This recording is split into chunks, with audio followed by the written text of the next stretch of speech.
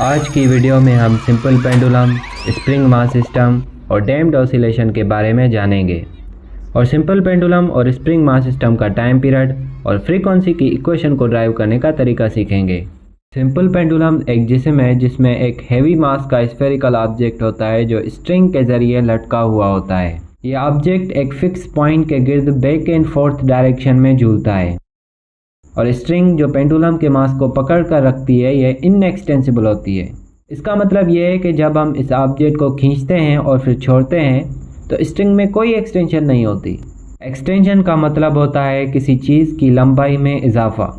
मसलन जब हम स्प्रिंग को खींचते हैं तो उसमें एक्सटेंशन पैदा होती है, लेकिन सिंपल पेंडुलम में चूंकि ये इनएक्सटेंसिबल होती है इसलिए स्ट्रिंग की लंबाई में कोई तब्दीली नहीं आती। जब हम पेंडुलम के ऑब्जेक्ट को मीन पोजीशन से एक्सट्रीम पोजीशन तक खींचते हैं तो उस अमल के दौरान एक एंगल बनता है जिसे हम थीटा कहते हैं। अगर थीटा कम हो तो ऑब्जेक्ट का पाथ लीनियर टाइप होगा, जबकि अगर थीटा ज़्यादा हो तो ऑब्जेक्ट का पाथ सर्कुलर टाइप बन जाता है। याद रहे कि पेंडुलम में सिंपल हार्मोनिक मोशन तब ही मुमकिन है जब थीटा 15 डिग्री या उससे कम हो। पेंडुलम में ऑब्जेक्ट स्ट्रिंग के ज़रिए लटका हुआ है और स्ट्रिंग इस ऑब्जेक्ट को पकड़ कर रखती है। जब हम ऑब्जेक्ट को एक्सट्रीम पोजीशन तक खींचते हैं तो स्ट्रिंग में पैदा होने वाली फोर्स को हम टेंशन फोर्स कहते हैं। यह फोर्स ऑब्जेक्ट को ऊपर की तरफ खींचती है।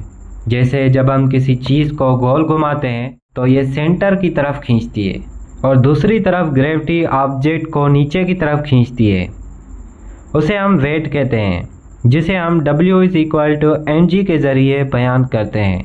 और वेट के दो कंपोनेंट्स होते हैं, एक है mg sin थीटा और दूसरा है mg cos theta. mg cos theta ये कंपोनेंट स्ट्रिंग के डायरेक्शन से अपोजिट होता है, यानी ये स्ट्रिंग के परपेंडिकुलर डायरेक्शन में होता है, और mg sin थीटा ये कंपोनेंट स्ट्रिंग के परपेंडिकुलर आर्क में मौजूद होता है। तो mg cos थीटा स्ट्रिंग के परपेंडिकुलर डायरेक्शन में होती है, यानी टेंशन फोर्स के खिलाफ काम करती है। जब mg cos थीटा और टेंशन फोर्स बराबर होती है तो वो एक दूसरे को कैंसिल कर देते हैं और mg sin थीटा ऑब्जेक्ट को वापस मीन पोजीशन की तरफ खींचती है। अब हम पेंडुलम के टाइम पीरियड के बारे में जानेंगे और ये भी समझेंगे कि पेंडुलम का टाइम पीरियड t = 2π√L/g को कैसे ड्राइव करते हैं। टाइम पीरियड को मालूम करने के लिए हम ये इक्वेशन इस्तेमाल करेंगे, t = 2π/ω।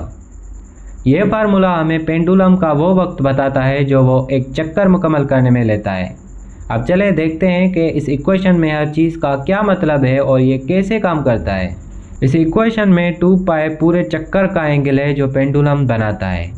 जब पेंडुलम एक चक्कर मुकम्मल करता है तो वो 2π रेडियन एंगल बनाता है। अब अगर हम 2π को डिवाइड करें ओमेगा से तो हमें एक चक्कर के लिए टाइम पीरियड मिल जाता है, यानी वो वक्त जो पेंडुलम को एक पूरा चक्कर मुकम्मल करने में लगता है। अब ओमेगा का क्या मतलब है? ओमेगा को हम एंगुलर फ्रीक्वेंसी कहते हैं।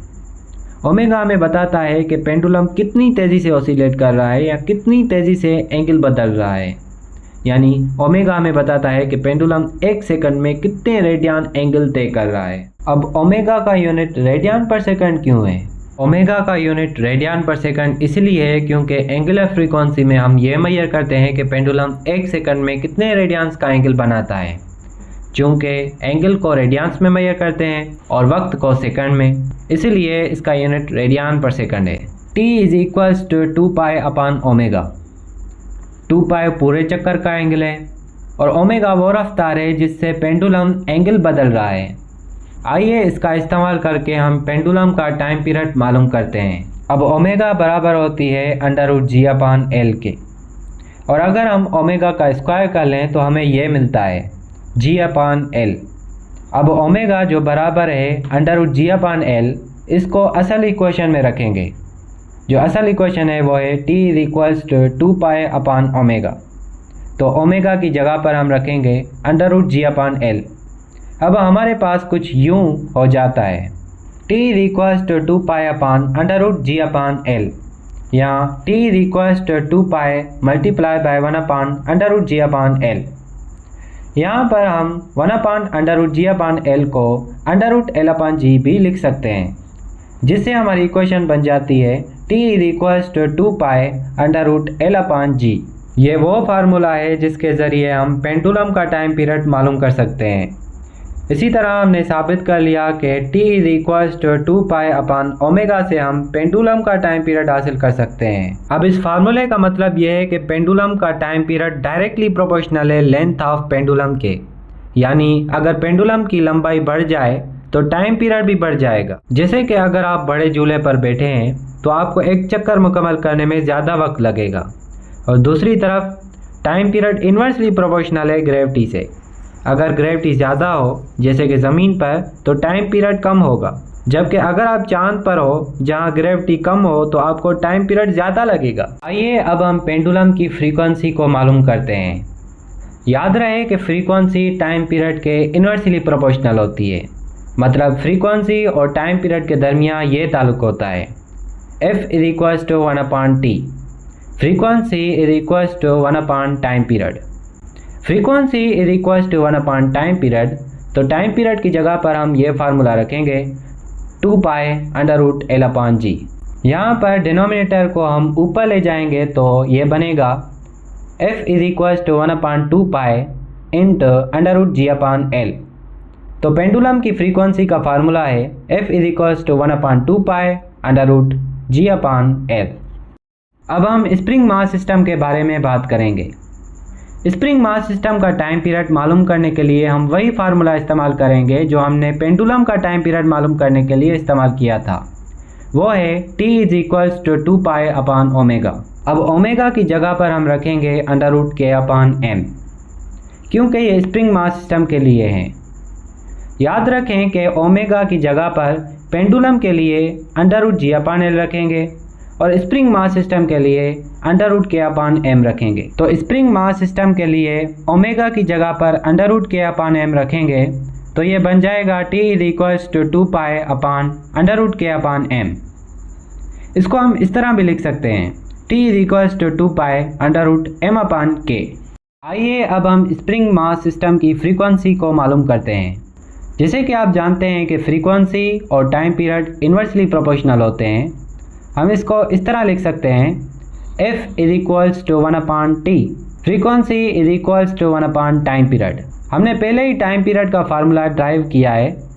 अब हम टाइम पीरियड की जगह पर इस फार्मूले को रखेंगे t = 2 पाई/m/k, जो हमने पहले ही ड्राइव किया है। F = 1/t, तो टाइम पीरियड की जगह पर हम रखेंगे 2 पाई/m/k। अब हम डिनोमिनेटर्स को ऊपर ले जाएंगे तो ये बनेगा F = 1/2 पाई/k/m। पहले √m/k था, अब √k/m बन गया। तो स्प्रिंग मास सिस्टम की फ्रीक्वेंसी का फार्मूला है F = 1/2 पाई/k/m। अब मैं डैम्प्ड ऑसिलेशन के बारे में बात करूंगा, जो कि हमारा आखिरी टॉपिक है इस वीडियो का और इस चैप्टर का भी। इस टॉपिक को शुरू करने से पहले मैं बताना चाहता हूं कि मैंने इस चैप्टर के तमाम टॉपिक्स जैसे कि periodic motion, oscillatory motion, frequency, wave पर पहले ही वीडियोस अपलोड कर रखी है। आप इन वीडियोस को देखकर इन तमाम टॉपिक्स को अच्छी तरह समझ सकते हैं। तो आइए हम अपने टॉपिक पर आते हैं। डैम्प्ड का मतलब है ऑसिलेटिंग सिस्टम की हरकत में कमी आना। जब कोई ऑसिलेटरी सिस्टम एक्सटर्नल फोर्सेस की वजह से ऑसिलेशन की शिद्दत में कमी करता है तो उसे हम डैम्प्ड ऑसिलेशन कहते हैं। जैसे फॉर एग्जांपल जब आप किसी झूले को धक्का देते हैं तो वो कुछ वक्त के लिए झूलता है, मगर हवा और एक्सटर्नल फोर्सेस की वजह से वो आहिस्ता आहिस्ता रुक जाता है। तो हमने इस वीडियो में पेंडुलम, स्प्रिंग मास सिस्टम के टाइम पीरियड और फ्रीक्वेंसी के इक्वेशन के साथ साथ डैम्प्ड ऑसिलेशन भी सीखा। अगर आपको ये लेक्चर पसंद आया हो तो बराकराम लाइक करें, मेरे चैनल को सब्सक्राइब करें और इस वीडियो को अपने दोस्तों के साथ शेयर करें ताकि वो भी फ़ायदा उठा सकें।